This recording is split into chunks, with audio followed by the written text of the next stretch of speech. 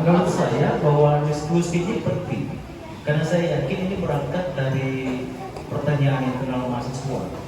Karena mereka sendiri bertanya bahwa sebenarnya mahasiswa sekarang itu harusnya melakukan apa, harusnya melakukan apa dan harusnya kemana. Nah kalau itu pertanyaannya maka konteksnya pasti adalah peran mahasiswa dalam konteks elit kekuasaan pasti. Karena mahasiswa itu semestinya nggak pernah bergeser dari fungsinya sebagai tadi tim dan sebagainya. Nah, kemungkinan besar bahwa mahasiswa sekarang terutama pelaksana itu melihat bahwa peran mahasiswa itu sepertinya agak meredup karena pasti akan telah melakukan kooperasi dengan aktivisme mahasiswa sebelumnya. Militasinya meredup, substansi gerakannya berkurang, dan amplifikasi gerakannya tidak meluas gitu. Itu yang persoalan. Sehingga mereka kemudian dibuatlah kegiatan ini. Nah harapannya kegiatan itu bisa kemudian membuat perenungan ya, kontemplasi mahasiswa bahwa saatnya mahasiswa melakukan perubahan secara radikal. Nggak boleh terlena dengan sesuatu yang kurang bermanfaat. Harus melakukan upaya-upaya kritis untuk menginventif peran mahasiswa ke depan. Peran mahasiswa sebagai watchdog, sebagai social control, sebagai agent of change itu tetap senantiasa menjadi ruh aktivisme mahasiswa. Nah mudah-mudahan itu bisa terjadi ketika diawali dengan kegiatan ini dan itu bisa berdampak luas kepada mahasiswa secara mayoritas. Saya kira itu harapan kita ya kepada teman-teman mahasiswa. Pak, kalau seandainya nih sejarah membuktikan bahwa mahasiswa senantiasa berhasil. Sejarah membuktikan ini. Sejarah itu udah proof by the history. Nah, hanya kan sekarang masalahnya bahwa lagi diskusi ini pada kasus ijazah sekarang kita nggak bahas jauh, tetapi kemudian persoalannya yang kehadiran mahasiswa dalam soal itu juga praktis nggak ada kan?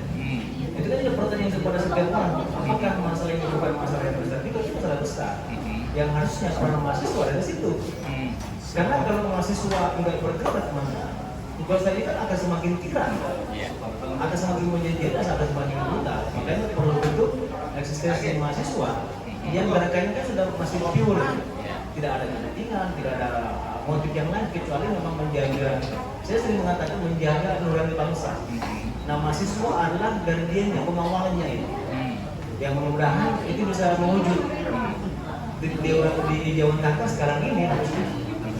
Itu setiap zaman memang punya kebiasaan dan punya sejarah masing-masing. Nah mungkin kalau zaman kita dulu kan membaca, kalau sekarang kan main gadget. Tetapi kan harusnya itu tidak menjadi dominan. Nah makanya kemudian karena mahasiswa itu harus kritis, oke, semua sosmed itu kan harusnya menjadi instrumen gerakan untuk tadi mengamplifikasi gerakan secara masif. Tetapi mahasiswa nggak boleh hanya berkutat pada hal-hal yang bersifat artifisial. TikTokan, Instagram itu bagi saya sangat tidak akademik. Bisa akademik kalau itu menjadi instrumen dalam menggerakkan sebuah gerakan secara lebih masif dan akademik. Ya, oke. Sekarang ini jalan panjang ya jawaban cuma ini mungkin datang dari pandangan saya dan pemahaman saya melihat hari ini pragmatisme telah merata sudah semua unsur demokrasi kita di sini. Even itu mahasiswa. Beberapa kali kan juga adik-adik kita juga membuat gerakan itu tidak semuanya datang dari hati, baik orang dan sebaliknya pragmatisme politik parlemen pun ada dan lain-lain. Nah itu kekhawatiran besar. Makanya tadi saya sempat sampaikan dalam diskusi tadi tidak lagi kita berjalan seperti ini di depan mau seperti apa. Tidak lagi kita mengamankan sesuatu yang begitu penting yang sangat fundamental demi kebahagiaan negara ini ke orang-orang yang memang sepertinya dalam itu kan menjadi sebuah persoalan besar. Kita paham bahwa sesuatu yang dikendalikan, diurus, dipegang sama yang bukan ahlinya ya tunggu jalur-jalurnya aja. Seperti itu kan dan tidak terbatalkan dalam persoalan hari ini. Jadi sejauh mana tadi mahasiswa memberikan input yang bukan main-main inputnya bisa nurunin bukan satu dua orang, 100.000 mungkin kemarin, tapi justru tidak terdapat proses yang transparan, yang baik, yang mengisolasikan, apalagi menimbulkan output yang memang dari input kita, dari nah itu kan menjadi persoalan lagi sebenarnya. Saya kembali lagi kualitas siapa orang-orang yang memiliki wakil ya atau menjadi representatif dari semua baik masyarakat dan kita apakah sudah memilih atau belum. Jadi ke depan anak-anak muda ini lebih jeli lagi memilih pemimpin tadi menyerahkan janji sucinya kepada sebagian orang dengan orang-orang yang sudah dinilai kapabel ya, orang mampu memiliki pemikiran yang bagus, empati terhadap masyarakat, bertanggung jawab dan yang lain. Dan ukuran kepemimpinan yang bagus. Oke, ini juga menjadi persoalan. Kalau saya bilang kembali ke undang dasar tadi, mungkin saya menyampaikan tentang bagaimana mekanisme sampai lain. Ya itu. Saya sendiri yakini bahwa demokrasi baru akan berjalan baik ketika masyarakat dan rakyat itu berada di level pendidikan yang juga sudah baik. Ya.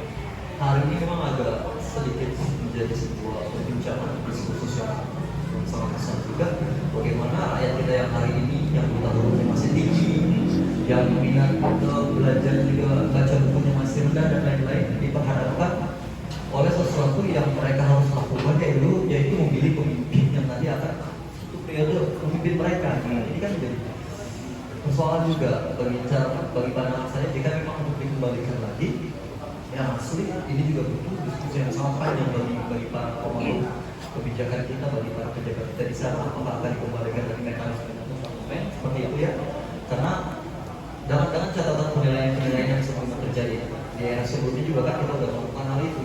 Terus pertanyaannya ngapain kita balik lagi nggak bisa move on atau juga kita harus jujur juga melihatnya ternyata di era sebelumnya sudah dilakukan tapi tidak ideal dalam praktik-praktiknya. Misalkan putusan golongan harusnya mereka membuat kongres, membuat konvensi sendiri di internalnya, bukan dipilih gitu ya. Putusan golongan itu harus memang orang yang datang dari golongan itu, tapi yang terjadi memang hari itu ada pemilihan penunjukan atas putusan golongan. Jadi ketika ada kepentingan di parlemen ya secara kepentingan politik. Kalau memang sudah dianggap baik masa lalu kita kemarin, apa yang perlu diinovasi dan perlu diperbaiki tinggal dibuat kajian aja. Gitu. Saya kira 20 tahun lebih kita melakukan sesuatu yang berbeda dari sebelumnya dan perlu menemukan titik yang memang diinginkan oleh masyarakat. Sudah terjadi banyak kritik yang besar yang datang terhadap sistem, terhadap aktor politik. Jadi secara institusional juga terhadap kritik. Secara individu atau aktor elit politik itu mendapat kritik juga. Banyak ketidakpuasan yang datang hari ini, saya kira kita harus duduk bersama juga memutuskan kembali. Atau kalau sudah ideal kita beranjak 25 tahun ini berjalan berlari atau kita masih stuck ya kita bisa buat nanti diskusi kita bisa. Siap. Baik, sebenarnya tidak ada bedanya perempuan ataupun laki-laki ya dari segi kedudukan. Namun kesempatan memang untuk membuktikan perempuan itu bisa kan? Ini jadi pertanyaan, kita diberikan ruang atau tidak? Kita saja tidak diberikan ruang untuk membuktikan mampu bagaimana kita bisa dinilai untuk bisa gitu. Sehingga jika kita lihat bahkan dengan keterwakilan 21% saja di DPR, berapa sih mereka yang bisa menentukan keputusan? Mereka yang memiliki sebagai suara saja, pengikut saja. Keputusan itu pada laki-laki gitu. Bahkan di struktur partai politik juga yang sebagai duduk di posisi-posisi strategis berapa sih? Paling hanya ketua bidang perempuannya saja karena memang itu perempuan jadi diisi dengan bidang perempuan. Untuk bidang misalnya pemenangan pemilu, bidang-bidang kaderisasi tentu saja akan dipegang oleh laki-laki.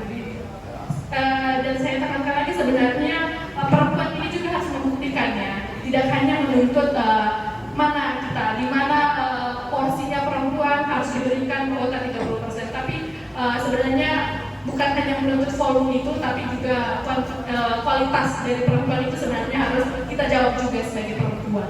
Bahkan yang kita tidak bisa menghilangkan yang budaya Indonesia dan juga bagaimana memang lingkungan sekitar itu bahwa kehidupan yang patriarki sangat melekat dengan budaya Indonesia, mengedepankan bahwa laki-laki sebagai pemimpin, laki-laki sebagai kepala keluarga, sehingga perempuan kerap sekali menjadi sekecoy sebagai pihak-pihak yang pendukung saja seperti itu. Namun pada faktanya sih, dan ketika memang perempuan itu pendapatnya dimintai, tidak kalah bagus juga dari pendapat para bapak-bapak maupun laki-laki seperti itu. harapan Mbak ke depan apa?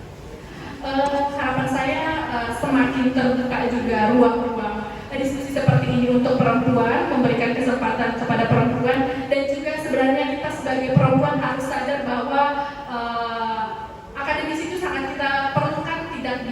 tidak mau tahu dan hanya meminta posisi, meminta ruang dan melupakan bahwa kita harus mengisi juga sebenarnya feeling sebagai perempuan itu seperti